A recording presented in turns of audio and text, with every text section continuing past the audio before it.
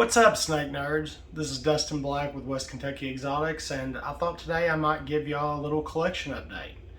I guess I'll start off first with just the two animals in my collection that are just pets. They'll never be bred, they'll never be produced more of, but I'll show y'all them anyway. The first one I have in my collection is Bernie, the Burmese python. Come here, Bernie. This is a male albino Burmese python.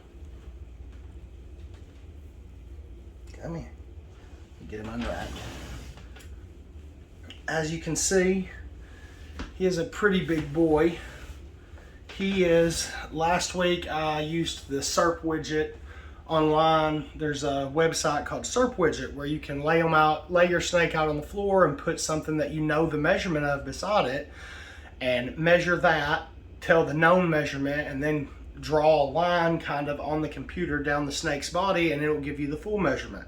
So I put out a 1 foot ruler and I laid him out, and then I measured it under feet, and his total measurement according to SERP Widget was 6 foot 9 inches, which is probably getting close. He's a little over a year old. Right now he's eating large rats about one every 2 weeks. I'm probably going to stretch that out a little bit more here pretty soon and get him a little bit bigger meal because he is getting thick and big enough to take a bigger meal. But you don't want to overfeed him so that he gets fat. As you can see, he has a pretty good body shape right now. He's rounded at the top. He isn't swollen or sausage-like. But like I said, he is just a pet. I love Burmese pythons, and it has always been a dream animal of mine to own a Burmese python. But the fact is I really don't think that a Burm is a good pet for most people. It's a large, powerful animal, and you need the space to be able to hold that large, powerful animal. You need to think about being able to get large feeders for a large, powerful animal, and they have a lot of babies whenever they do get bred. And I'm glad that there is some people breeding them, but trying to find homes for that many giant constrictors sounds like a nightmare to me. So I personally don't want to produce them. Nothing against the people that do. I'm glad that people do because I wanted one as a pet. And for some people it makes a fine pet. I just think that most people don't really think about what they're getting into whenever they get like a Burm or a retic or an African rock. I was well aware of what I was getting into, and I knew the type of space and financial requirements that an animal like that holds. All right, the next animal I've got, get him out here.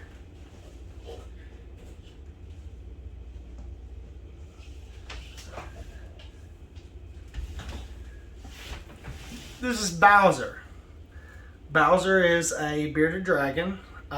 Probably a central bearded dragon. That's what most of them in the hobby are. And this is a great pet for lots of people. Bowser came to me from a childhood friend that he had, their kids had gotten Bowser as a baby and they'd raised him up, and then the kids were getting older and fixing to leave home and all that, and the mom didn't want to continue to take care of the animal and asked me if I would like it because I have a young son. And so Bowser has been a part of my family since then. He's a little overweight. He's plenty fat. He eats a plenty.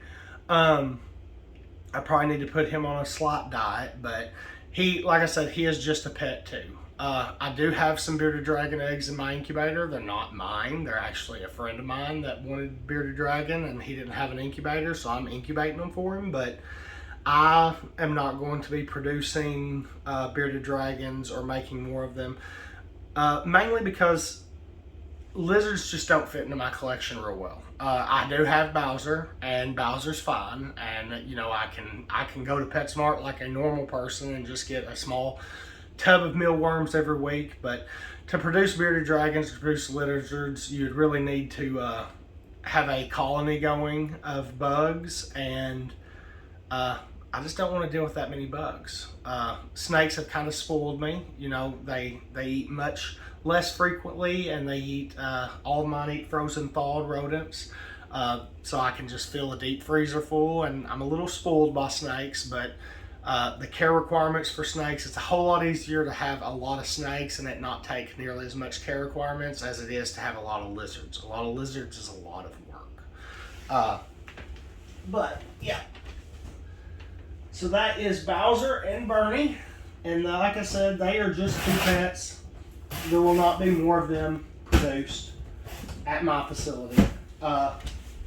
They're just for my family's enjoyment. Now, let me see if I can move this right over here.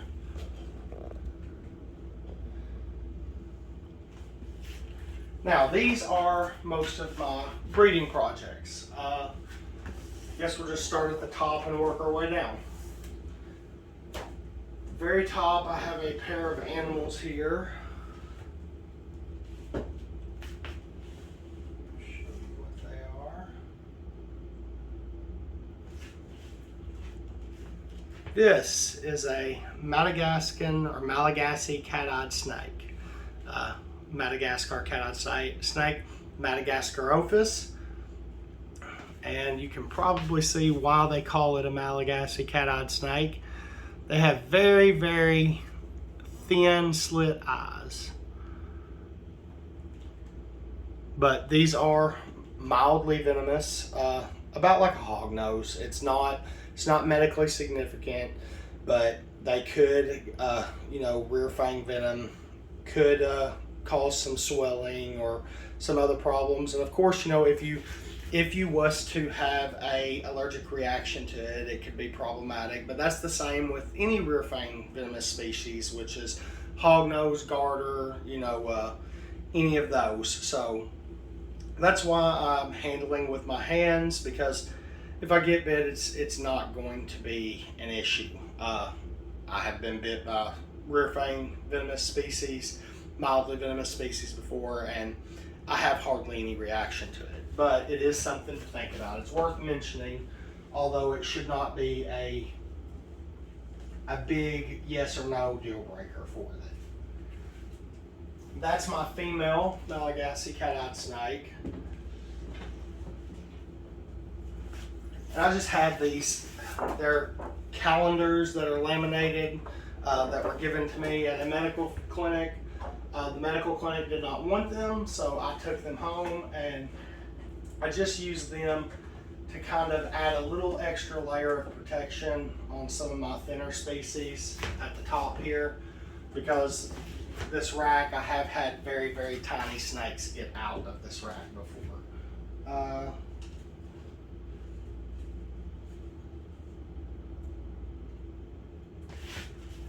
This is my little male Malagasy cat-eyed snake. He is not happy with me, but that's the little male. He's fully wrapped around my finger. But yes, I just have a pair of them. They are considered gold phase. There's apparently 3 different phases: a gold, a silver, and a bronze. The bronze looks brown. The gold is like a very light tan or brown. It is in my opinion the prettiest, and that's what I have as the gold phase, just because I think it's the prettiest.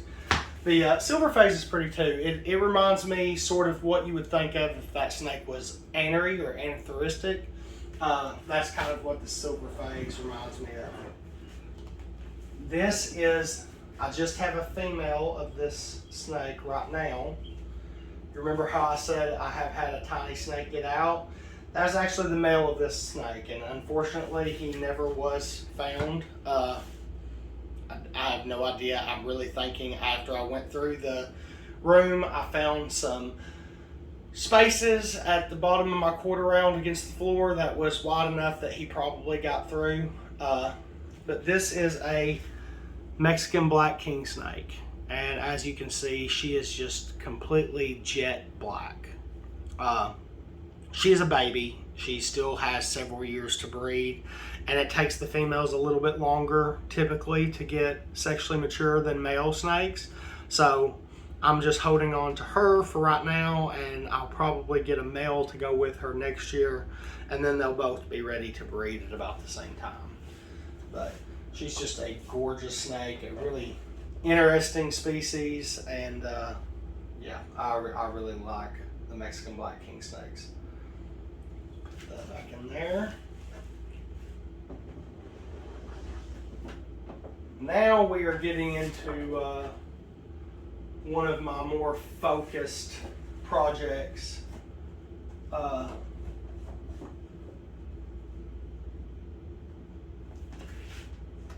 This is a hognose snake. I will probably wind up getting bit. She likes to eat, so therefore she likes to eat my hand sometimes. But this is a hognose snake, and it looks rather normal, except for it is an Arctic, so it's a little bit, it has the black around its spots, and it is a little lighter colored in the background. But she still has some really powerful genes at play. This is actually a purple line Arctic. She is het sable, which is a melanistic type morph, increased melanism. And she's also het albino, so she is het sunburst.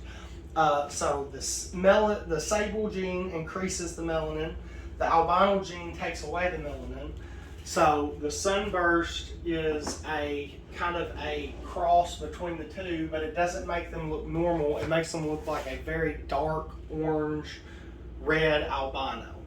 But yeah, she is a fantastic going to be breeder, because I can start crossing her into some of the other stuff I have. This is Dolores. She's another Western hognose. She is my larger female Western hognose. She will not be ready probably to breed this year, but maybe by the next. But she is also an Arctic. She's a low expression Arctic, and she's 66% het albino. So what 66% het albino means is that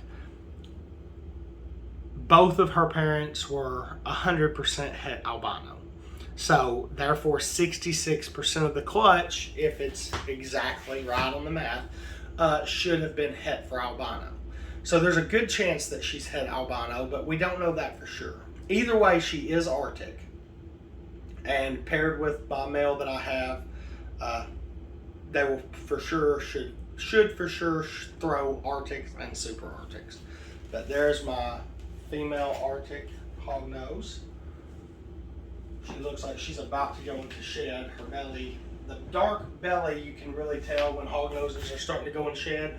When they have that dark black belly, you can start seeing kind of the almost fogginess to the belly, and that shows that they're about to go into shed. This is Dwight.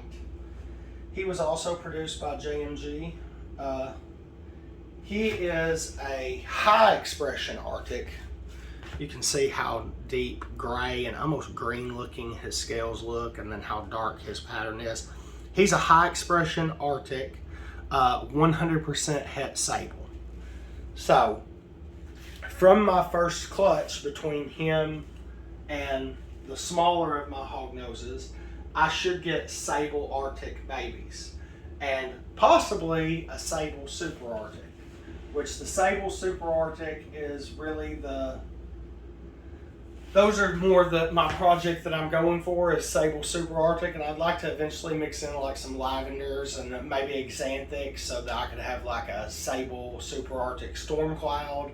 Because when you start adding in the sable, the melanism gene, and the Arctic or the xanthic, the aneristic type genes, you start getting these blues and purples, and that's one of the reasons why I got her as a purple line. Is you can really get a blue hog nose if you start, and I want to start line breeding for that to get more blues and purples and stuff like that. This is another breeding. Well, here's Flint. I'll show you Flint. I had a pair of hog noses. I had a pair of corn snakes, and one was a normal corn snake het A-male, and then I had Flint, which is, oh, Flint, come here. He's getting scared. Flint is a butter motley corn snake, which basically means that he is A-male, motley, and caramel, all visual, and so it becomes this yellow striped corn snake. So I bred him to my female normal het A-male, and I did get some babies, and I'll show you the babies here in just a moment, but they are A-male, they are 100% het butter motley. So they'll all be het for caramel, A-male, and motley. And since she was het for A-male, I did get a couple of A-male babies. But my idea for him is to hopefully hold on to him and breed him back to one of the normal 100% het babies I have. And my hope there is to get rainbow clutches, just some caramels, some A-males, some motley, and then different combinations of the three. And that way I can have, I don't want to focus on corn snakes, but I think a corn snake is a fantastic first pet for like a kid. So I'd like to have a few corn snakes that I can either sell cheaply at shows to people that just want a pet, or if a kid comes up and really wants a snake, I can give them one. And it's not going to be a major cost on me in time or money. I'll go ahead and show you his babies, I guess. So I had a total of 5. Unfortunately, you'll notice that the mother I'm not showing, and the reason why I'm not showing the mother is the mother passed away after she laid the eggs.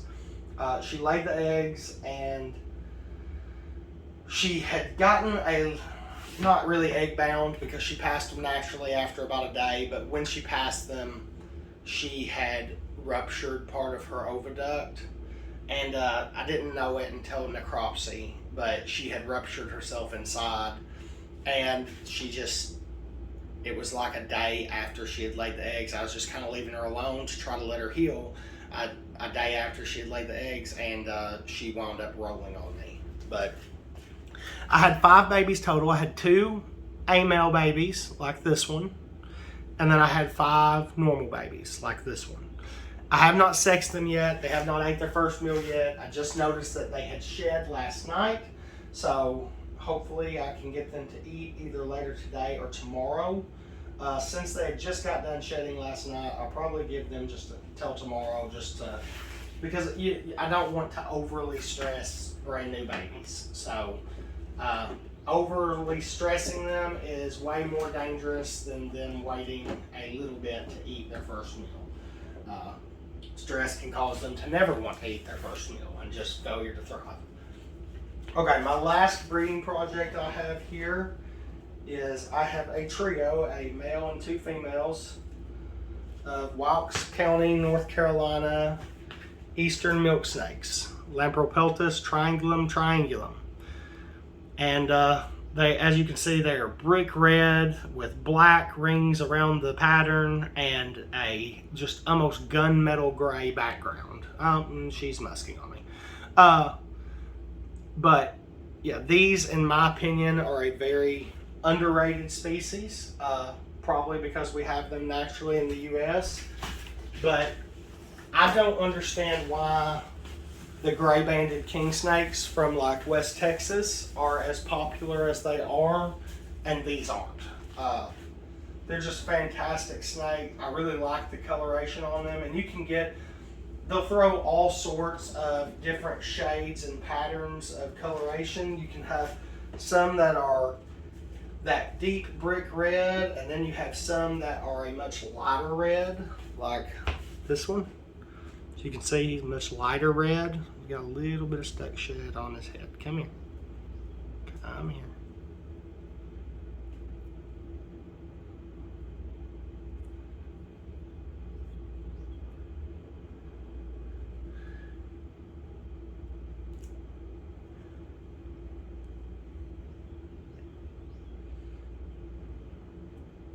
He's got a little bit of stuck shed, so I'm going to, after I get done with this video, I'm going to put a humidity hide in here for him, and then hopefully he can get in that humidity hide and it'll loosen up that skin and get it off.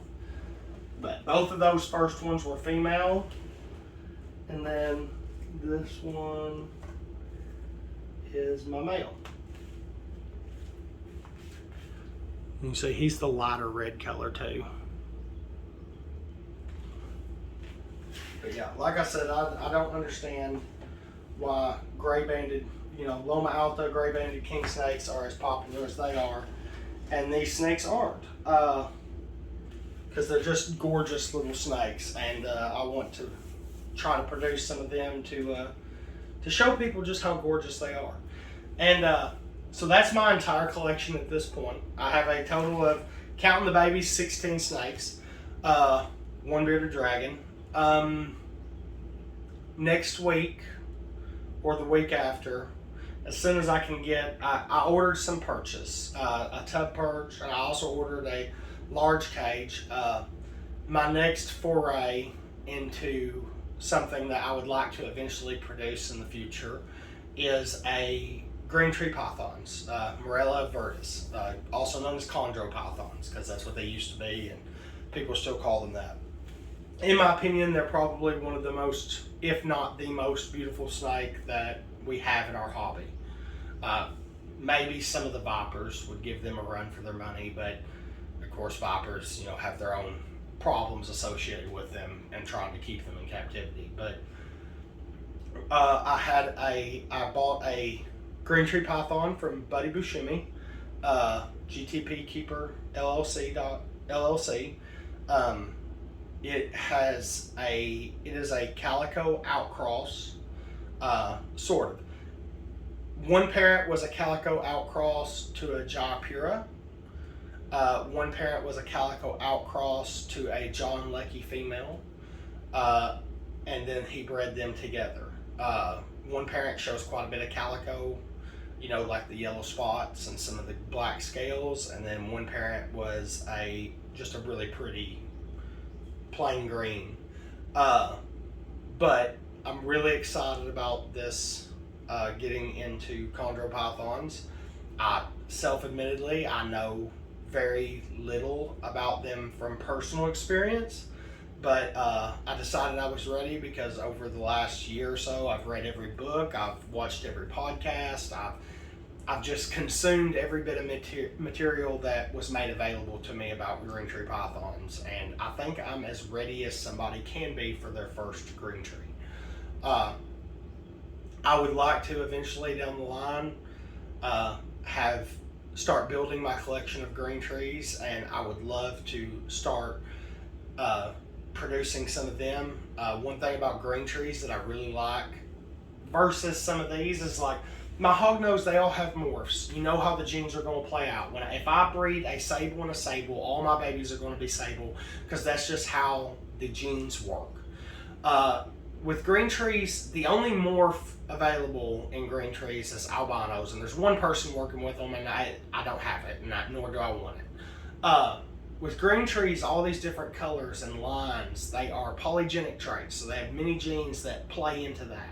So, you breed a high yellow female to a high yellow male, and part of your babies will be high yellow. And then you take the highest yellow out of them and you breed them back, and they get even more yellow. And it's something that you can build upon over years and years and years of just breeding the animals together that you like the looks of. And I think that's what's so attractive to me is, I can figure out what I really like the looks of and just breed for that. And I really like the calicos and the mosaics and the ones that have lots of different colors, just like the speckled looking green trees. And that's really what I want to go toward. And the animal I got was not a humongously expensive animal because it's outcrosses, but I still have a chance of it carrying some of those genes of the genes that I like. And for my first green tree, I wanted to not have something that would break the bank, but I I think I can take care of this animal and raise it up to an adult and let it thrive in my collection. And just from my research, I know there's a few green tree breeders out there that are really do everything they can, are honest, are trustworthy, and if they say it's eating well and it's thriving in their collection, then it is. And Buddy Buscemi is one of them. He has a very big fan club of people that have talked very highly of him, and that's why I bought from him first. But yeah, this is my collection today. I hope you enjoyed it. Stick around and watch. I'm building this thing from the ground up, and I have no intention on stopping. I've kept snakes off and on my entire life, but this is really my first foray into really trying to chase being able to produce and do what I want with my collection. But if y'all made it this long, thanks for sticking around. Appreciate y'all. See you later, snake nerds.